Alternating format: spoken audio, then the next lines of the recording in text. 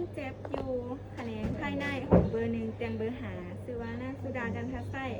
อายุ45 ปีอยู่บ้านรักเมืองปากซีแขวงจำปาสักขอมานำห้องหมอในวันที่17 เดือนหาปี2023โดยอาการผิดปกติในระบบถ่ายเทมีการเหี่ยวบ่ปกติเหี่ยวแหนนมีสีแดงเขามานำห้องหมอได้1 วันในแผนการเป็นตัวของทานหมอต้องได้ส่วนเหี่ยวเพื่อเก็บตัวอย่างตรวจหาพยาธิเพื่อบ่งติสบายดีในเสียงเด้โดยอยู่บ้านได้เงินไหนโดยตัวเองมีชื่อว่าพันธิดาเดี่ยวและนี่เป็นนักศึกษาการแพทย์อีกหนึ่งซึ่งวันนี้จะมาสอนเหี่ยวให้เมียเด้อในจากแม่บ่สามารถเหี่ยวเองได้โดยเขาถามแบบนี้เด้อ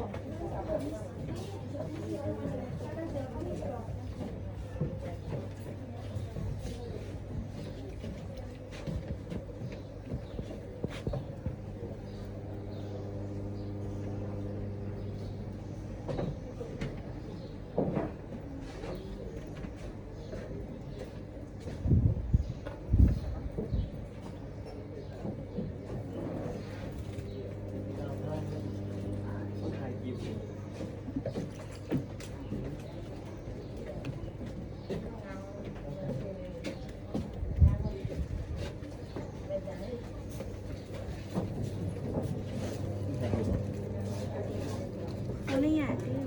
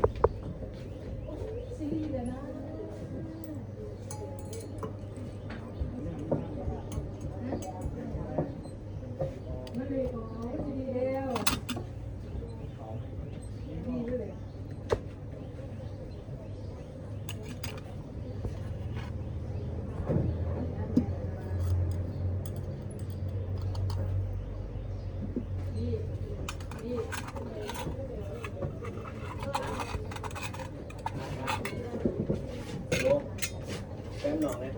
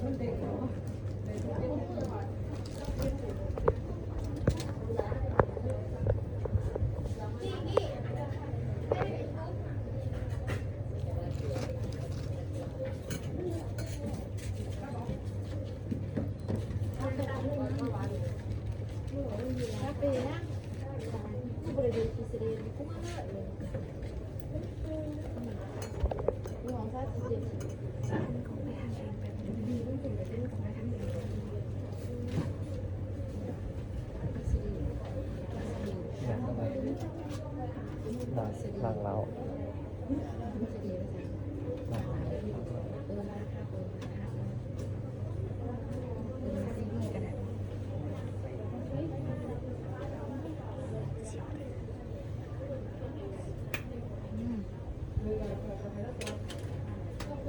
ดังแล้วใช่ไหม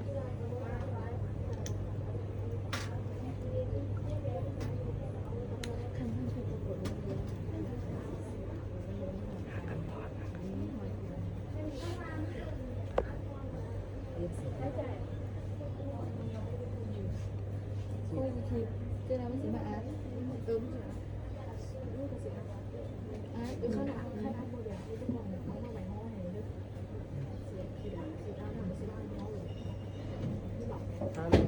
เป็นคนเซ็นยืนนะ ร้านคนเดียว เขา10%ปกติไม่ให้ยืนเดียวแต่มันจะบอกว่านี่แบบยืนก็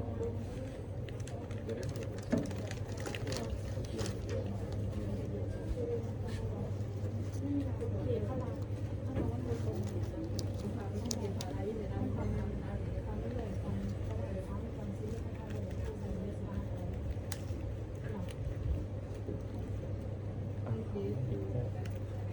แต่จังแป้งมันก็ได้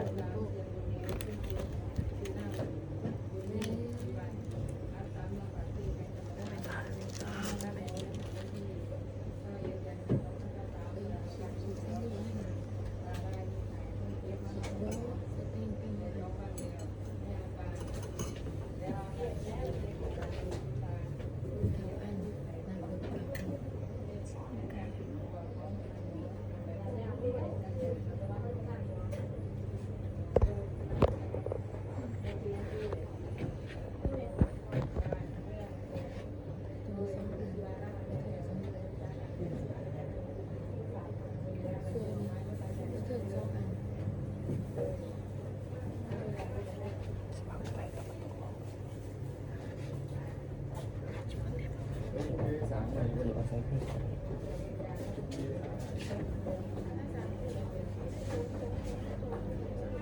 สอบสาย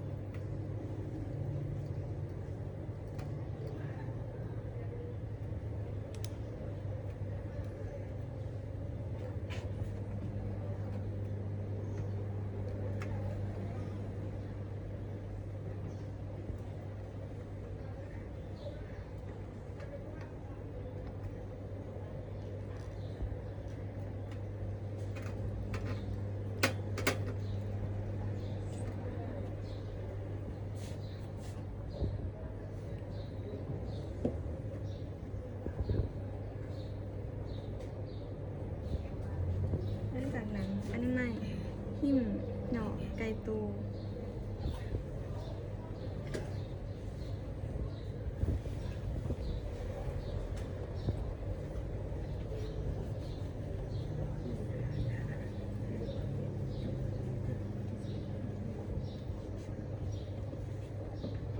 หลังจากนั้นให้อันนี้ใหม่หิมหน่อไก่ตู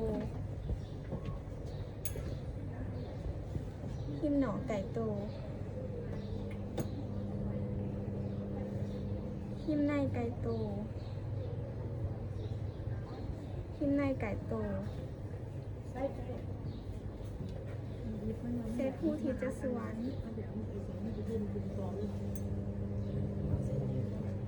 เซตผู้ที่จะสวนด้วยเบตาลินสำหรับผู้ชายแมนเริ่มจากการเซตคอมโม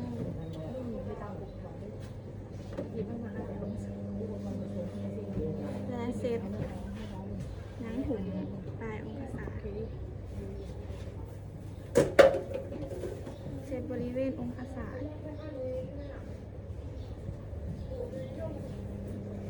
เซตปลายองศาระหว่างผู้ที่จะสวน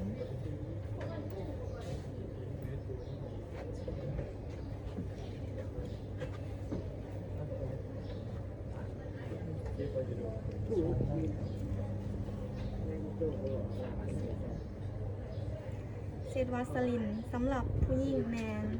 หา7และสำหรับผู้ชายแมน20 หาสังติ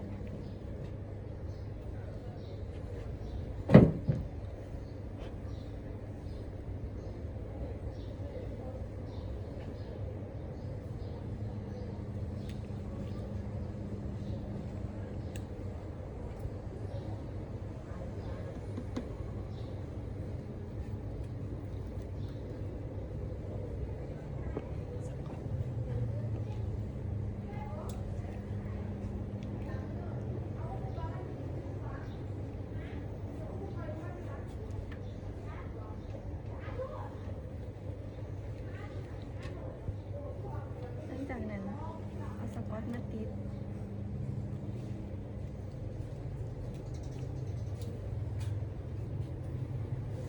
อย่าเด้อพี่จะว่าหางว่าหายไม่สกอต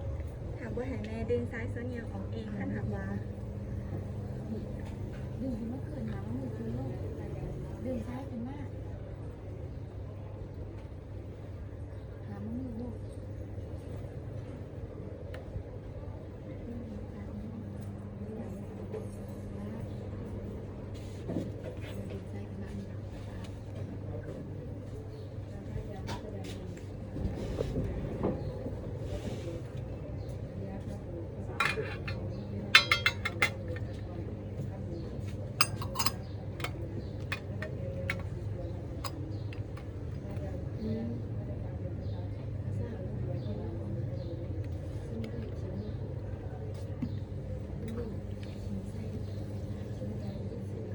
สำหรับซัมลีแมนขิมใจขี่ยาติดเสือ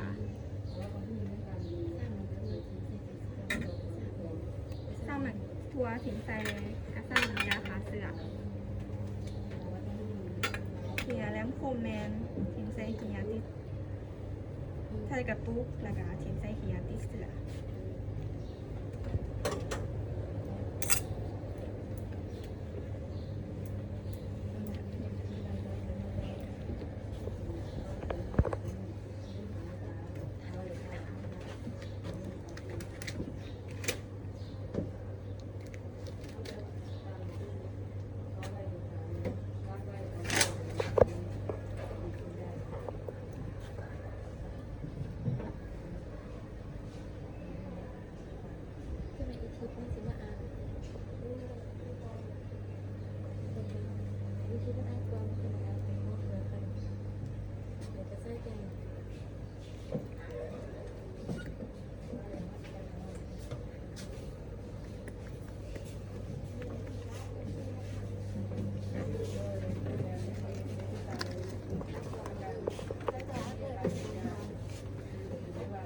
ในวั